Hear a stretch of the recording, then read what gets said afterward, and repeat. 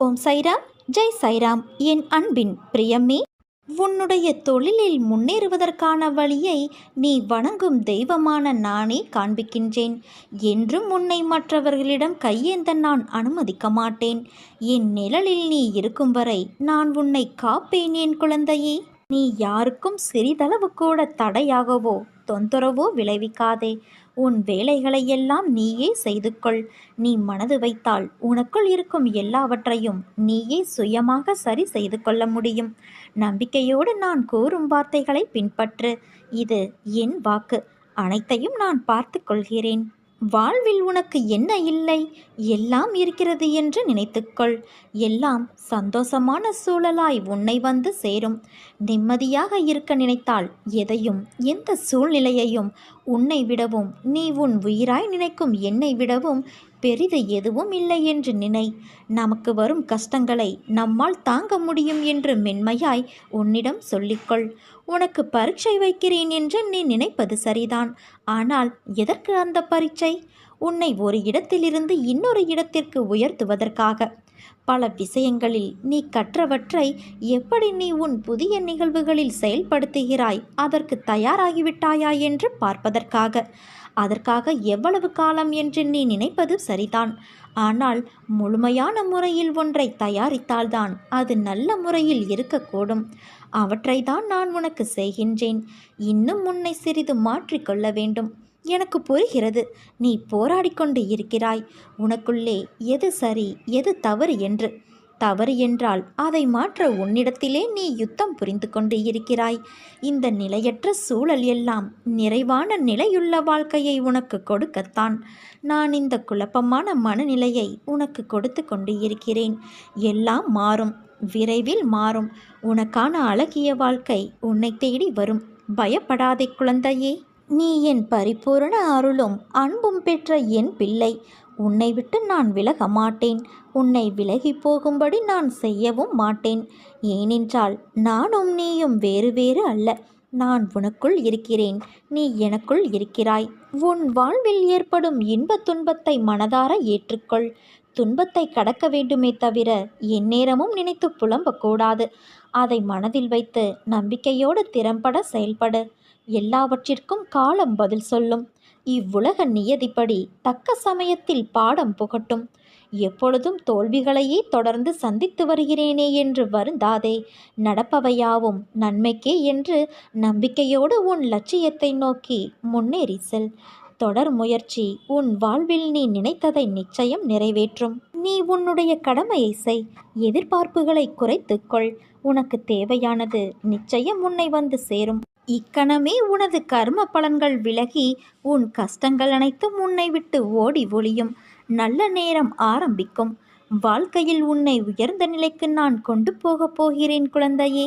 நீ என்னை உன்னுடைய ஆகச்சிறந்த உறவாக ஏற்றுக்கொண்டாய். மனிதர்களின் அன்பை போல வெறும் தேவைக்காக என்னிடம் நீ அன்பு கொள்ளவில்லை. நீ வேண்டியது நிறைவேறினாலும் நிறைவேற தாமதமானாலும் நீ என்னிடம் காட்டும் அன்பில் சிறிதும் குறைவில்லை. அப்படிப்பட்ட உன்னுடைய வாழ்வில் எல்லாம் நிறைவானதாக மாறும் காலம் இது. ஏற்கனவே ஆரம்பமாகிவிட்டது. நீ எதை எதை இழந்திருந்தாலும் அதை இந்த காலத்தில் திரும்ப பெறுவாய். உன் மனம் கொஞ்சம் குழப்பத்தோடு தான் இருக்கும். ஆனால் அதை தாண்டி உன் செயல்கள் என் வழி நடத்துதலால் தெளிவாக இருக்கும். உனக்கு நன்மையே நடக்கும். ஆபத்து காலத்தில் நான் உன்னோடு இருந்து உனக்கு நிச்சயம் உதவி செய்வேன். என்னை தேடி வா என் குழந்தையே. எல்லோருக்குமே வாழ்க்கையில் அனுபவிக்க வேண்டியது என்று சில காலம் இருக்கும். அந்த காலத்தில் அதை பொறுமையாக அனுபவித்துதான் ஆக வேண்டும்.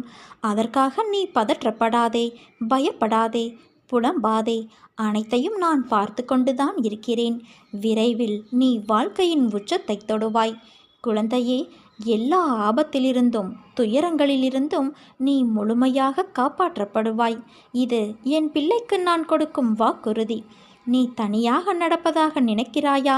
நான் உன்னோடுதான் நடந்து வருகிறேன். எப்பொழுதும் உன்னோடுதான் இருப்பேன். உன் வழிகளை மௌனமாக குணப்படுத்தி உன்னை பாதுகாப்பதுதான் என் கடமை. அதனால் கலங்காதே, கவலை வேண்டாம் என் தங்கமே. நான் எந்த தீங்கையும் உனக்கு நேர விடமாட்டேன். நம்பிக்கையோடு பொன்னான வாழ்க்கை ஆரம்பமாக போகும் அந்த நல்ல நாளுக்காக காத்திரு. உன்னுடைய எல்லா சுமைகளையும் என் மீது சுமத்திய பிறகு மீண்டும் ஏன் அதையே நினைத்து வருத்தம் கொள்கிறாய்? உனக்கு துணையாக நான் என்றும் எங்கும் இருப்பேன். நீ போகும் வாழ்க்கை பாதையில் மிருகங்களை விட மோசமான மனிதர்களை சந்திக்க நேரிடும். ஆனால் அவர்களைக் கண்டு அஞ்சாதே. நான் அவர்களை பார்த்து கொள்கிறேன். உன் இலக்கை நோக்கி நீ போய்க்கொண்டே இரு. உனக்கு நான் துணை நிற்கிறேன். உன் மீது வீண் பழி விழுந்தாலும் கவலைப்படாதே குழந்தையே. அவர்கள் அனைவரும் உன்னை வீழ்த்த வேண்டும் என்றே நினைக்கிறார்கள். அவர்கள் முன் உன்னை வெற்றி பெற வைத்து கம்பீரமாக நிற்க வைக்கவே நான் போராடி கொண்டு இருக்கிறேன். அதனால் நம்பிக்கை இழந்து கலங்காதே. என்னால் இதை செய்ய முடியாது என்று எந்த ஒரு காரியத்திலும் நீ நம்பிக்கை இழக்காதே குழந்தையே. உன்னை வழிநடத்த நான் இருக்கும்போது வீணான கவலை எதற்கு உனக்கு? நிச்சயம் உனக்கு வெற்றி கிடைக்கும். என் பிள்ளையே, யாருக்காகவும் காத்திருந்து காலத்தை வீணாக்காதே. ஏனென்றால் காலம் உனக்காக காத்திருப்பது கிடையாது. உன் கடமைகளை நீ செவ்வனே செய்து முன்னேறும் வழியை தேடு. காலம் பொன் போன்றது. இழந்துவிட்டால் மீண்டும் பெற முடியாது. உனக்காக சில நாட்களாக நான் நடத்திய நிகழ்வுகளில் நிச்சயமாக நீ மகிழ்ந்திருப்பாய். எந்த கர்ம வினையும் நீ வாக்காலும் மனதாலும் செய்யாத வரை நீ பெரிதான துன்பங்களை சந்திக்கப் போவது இல்லை. வாக்கு மனதை கட்டுப்படுத்து. மந்திரங்களை மனதுக்குள் அவ்வப்போது உச்சரித்து கொண்டு இரு. கடமையை செய். நீ பெற வேண்டிய அனைத்தையும் நிச்சயம் பெறுவாய். அதற்கு நீ வணங்கும் தெய்வமான நான் பொறுப்பு. உன்னுடைய ஆரோக்கிய குறைபாடுகள் எல்லாம் சரியாக போகிறது. இனி ஆரோக்கியம் மேம்பட போகிறது. உறவுகளோடு நீ இணைந்திருப்பாய் குழந்தையே. ஆனால் பேச்சில் மட்டும் கொஞ்சம் கவனமாக இரு. விளையாட்டாக கூட யாரின் மனமும் புண்படும்படி பேசிவிடாதே. உன்னுடைய பயணத்தில் துணையாக நான் இருப்பேன். உனக்கான மாற்றத்திற்கான நாள் ஆரம்பமானது. இனி வாழ்க்கை வேறு கோணத்தில் பயணிக்கும். நன்மைகள் நிறைய நடக்கும். அதற்கு நீயும் கொஞ்சம் பொறுமையாக நேர்மறை எண்ணத்தோடு ஒத்துழைக்க வேண்டும். உன் வாழ்வில் உனக்கானதை எல்லாம் நானே தீர்மானித்து எது நன்மையோ நிகழ்காலத்திற்கும் எதிர்காலத்திற்கும் என பார்த்து பார்த்து செய்து கொண்டு இருக்கிறேன். எல்லாம் தயாராகி கொண்டு வருகிறது உன்னை அலங்கரிக்க. நிச்சயம் நீ மகுடம் சூடுவாய் குழந்தையே. என் பிள்ளையை என் கையால் ஆசிர்வதித்து நான் உயர்த்துவேன். பொறுக்க முடியாத அவதியும் அதையொட்டி உன் மனதில் எழுகின்ற கோணல் சிந்தனைகளும் உயிரை மாய்த்து கொள்ள நினைக்கும் உன் எண்ணமும் என்னை மன வருத்தமடைய செய்கின்றது. உன் துக்க குப்பைகளை மூட்டை கட்டி தூர போட்டுவிட்டு என் பாதங்களை பற்றிக்கொள். நான் அனைவருக்கும் கருணைமயமான அன்னை என்பதையும் ஒரே ஒரு முறை கூவி அழைத்தாலும் ஓடி வந்து அணைத்து உச்சி முகரும் தாய் என்பதையும் மறந்துவிடாதே. உனக்கு என்ன தேவை என்பதை நான் முற்றிலும் நினைவில் வைத்திருக்கிறேன். உன்னை துன்பச் சேற்றில் மூழ்கிவிட ஒரு காலும் நான் சம்மதிக்க மாட்டேன். உன் துக்கம் நிச்சயமாக மகிழ்ச்சியாக மாறும். உன் வாழ்க்கை சீர்படும் காலம் விரைவில் வரும். இதற்கு முன்னால் நீ கடந்து வந்த கடினமான பாதைகளை சற்று நினைத்துப்பார். அதிலெல்லாம் உன்னை தூக்கி சுமந்து காப்பாற்றி வந்தேன். இனியும் அப்படியே உன்னை நான் காப்பாற்றுவேன். உனக்கு சோதனையாக தெரிகின்ற இந்த காலத்தை மனதில் வைத்து கொள்ளாதே. என் அற்புதங்கள் இனி உன் வாழ்வில் நிகழ்வதற்காக ஏற்பட்டுள்ள ஒரு வழிதான் இந்த சோதனைகள். வாழ்க்கையில் சலிப்பும் வெறுப்பும் கொள்ளாதே குழந்தையே. மனம் புண்ணாகி போனதே என வருந்தாதே. இதோ என் மென்மையான கரங்களால் உன்னை வருடிக்கொண்டு உன் பக்கத்தில்தான் நான் உனக்காக இருக்கிறேன். மிக விரைவில் உன்னை பொன்னாக்கும் நாள் வந்து கொண்டு இருக்கிறது. முதல் நிமிடம் மட்டும் நீ நிதானமாக யோசித்தால் ஒவ்வொரு நிமிடமும் இந்த உலகத்தை உன்னால் ஜெயிக்க முடியும் குழந்தையே. உன் பாதையில் இனி எல்லாம் வெற்றியே. உன்னை சுற்றி உள்ளவர்கள் கூறும் தேவையான கருத்துக்களை மட்டும் காதில் வாங்கிக் கொள்ள வேண்டும். கடினமான இரும்பில் உள்ள சிறு துருவை கவனிக்காமல் விட்டுவிட்டால் அது அந்த இரும்பையே அரித்து தின்றுவிடும். அதே போல ஒருவனிடம் தோன்றும் தீய எண்ணங்களை தடுக்காமல் வளர்த்து கொண்டால் அது அவனுடைய அழிவை நோக்கி நாளுக்கு நாள் அவனை நடத்தி செல்லும். அதனால்தான் நான் அடிக்கடி கூறுகிறேன், முடிந்தவரை நல்லதே நினை, எல்லோருக்கும் நல்லதே செய்யென்று. சச்சரிதம் பாபா இவ்வுலகத்தில் வாழ்ந்திருந்த பொழுதே அவரால் ஆசீர்வாதம் செய்யப்பட்டு திரு ஹேமத் பந்த் அவர்களால் எழுதப்பட்டது. இந்நூலை குளித்த பின் ஆச்சாரம் அன்பு, நம்பிக்கையுடன் எவரெவர் ஒரு வாரத்தில் படித்து முடிக்கிறார்களோ அவர்களுடைய கேடுகள் அழிக்கப்படும் என கூறப்படுகிறது.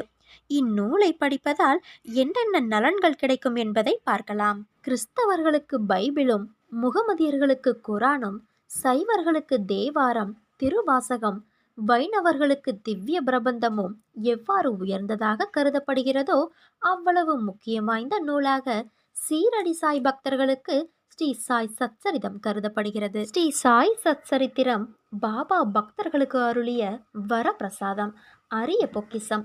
இதில் உள்ள பாபாவின் அற்புதமான வாக்குறுதிகளையும் உறுதிமொழிகளையும் பக்தர்கள் கருத்தூன்றி பயின்று பலனடைய வேண்டும். சாய் சச்சரிதத்தை எழுதிய திரு ஹேமந்த் பந்த் 1910 ஒரு நாள் காலை நேரத்தில் மசூதிக்கு சாய்பாபாவை தரிசிப்பதற்காக சென்றிருந்தார். பின்வரும் நிகழ்ச்சியை கண்ட அவர் ஆச்சரியத்தால் தாக்கப்பட்டார். தமது முகம், வாய் இவற்றை கழுவிய பின்பு சாய்பாபா கோதுமை மாவு அரைக்க தயார்படுவதில் முனைந்தார். ஒரு சாக்கை தரையில் விரித்து அதன் மேல் திருகையை வைத்தார். பின்பு முரத்தில் கொஞ்சம் கோதுமையை எடுத்து தம் கஃப்னியின் கைகளை மடக்கிவிட்டு கொண்டு கையளவு கோதுமையை திருகை குழியில் இட்டார். திருகையை சுற்றி கோதுமையை அரைக்க தொடங்கினார்.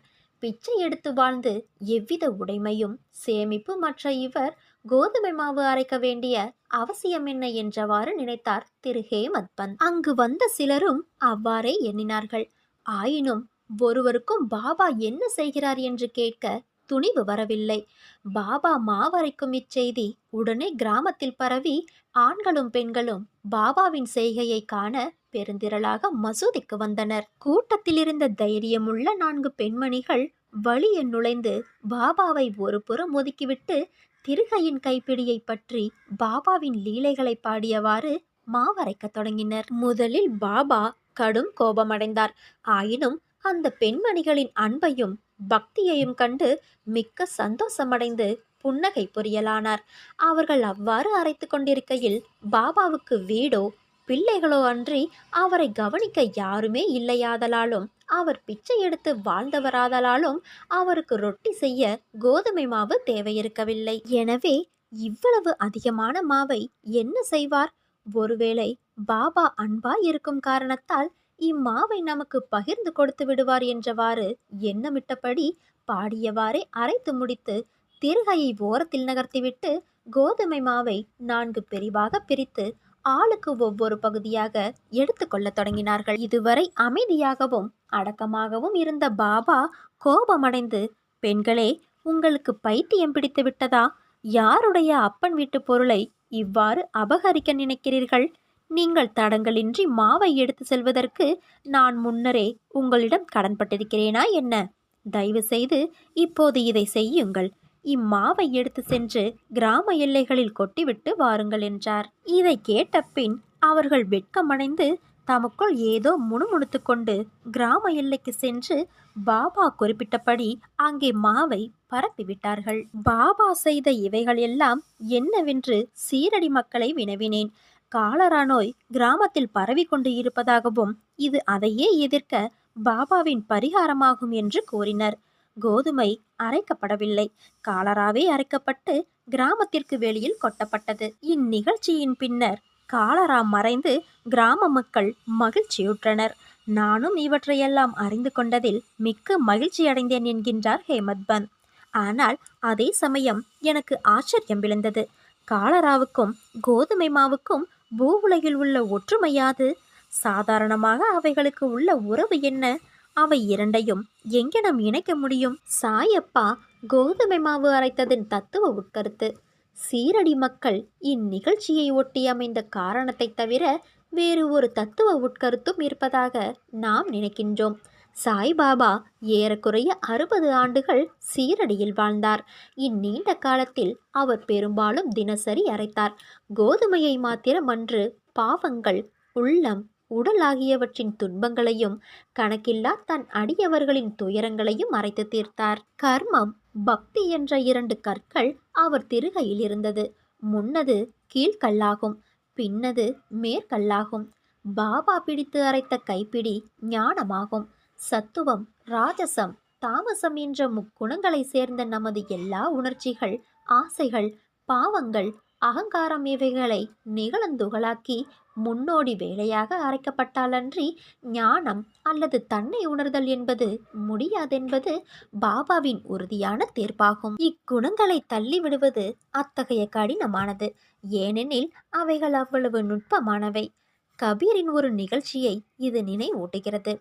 ஒரு பெண்மணி சோளத்தை அரைத்து கொண்டிருந்ததை பார்த்துவிட்டு அவர் தன் குரு நிபத் நிரஞ்சனிடம் திருகையிலிடப்பட்ட சோளத்தைப் போன்று இவ்வுலக வாழ்க்கை என்னும் திருகையாலே நசுக்கப்படும் போது நான் அஞ்சுவதனால் அழுகிறேன் என்று கூறினார். நிபத் நிரஞ்சனர், பயப்படாதே, நான் செய்வது போல இத்திருகையில் உள்ள ஞானம் என்னும் பிடியை பிடித்துக்கொள். அதிலிருந்து நெடுந்தூரம் சென்று தெரியாதே, ஆயினும் உட்புறமாக திரும்பு. அப்போது நீ காப்பாற்றப்படுவது நிச்சயம் என்று பதிலளித்தாராம். நான் உனது பாவம், துன்பம், துயரம் ஆகியவற்றை திருகையில் வைத்து அரைத்து விட்டேன். இனி உன் வாழ்வில் சந்தோஷம் மட்டுமே நிலைத்திருக்கும். நீ நம்பிக்கையோடு இருந்தால் நல்லதே நடக்கும். சாயிருக்க பயமேன். ஓம் சைராம், ஜெய் சைராம்.